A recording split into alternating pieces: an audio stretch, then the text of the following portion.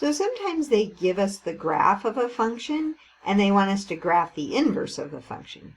So these are pretty fun. You can see the graph I have here.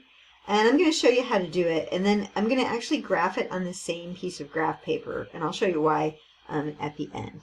But look at what the original function is. The original function has 3 points that you know, right? Those 3 points right there. So there's the point -3, -2. There's the point -1, 0.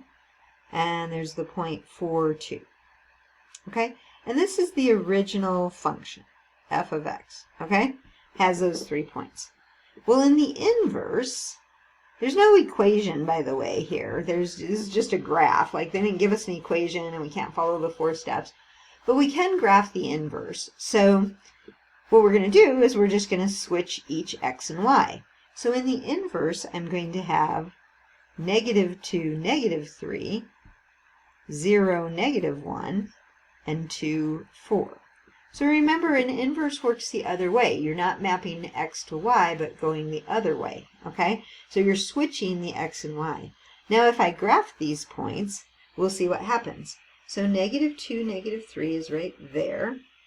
0, -1 is right there. And then 2, 4 is right there.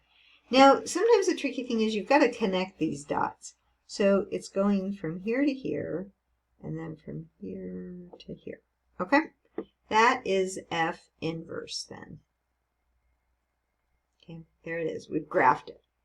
Now, there's something unique with a function, and its inverse.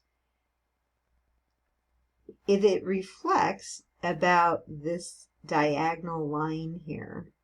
Now that line is the y equals x line. That's the identity function. And it should reflect. Like if I fold it on that kind of green line, which I don't know that I have it drawn super great, but pretend like I'm folding on that, the orange points should line up with the blue points. That's true. For a graph and its inverse, it reflects about the y equals x line. Okay, one thing I didn't talk about was, in the original function, the blue part, was it a function? Did it pass the vertical line test? Yes. And was it 1 to 1? This was a 1 to 1 function. It passes both the vertical and horizontal line tests. What about the inverse? Is it a 1 to 1 function? It is. But I just wanted to review that a little bit.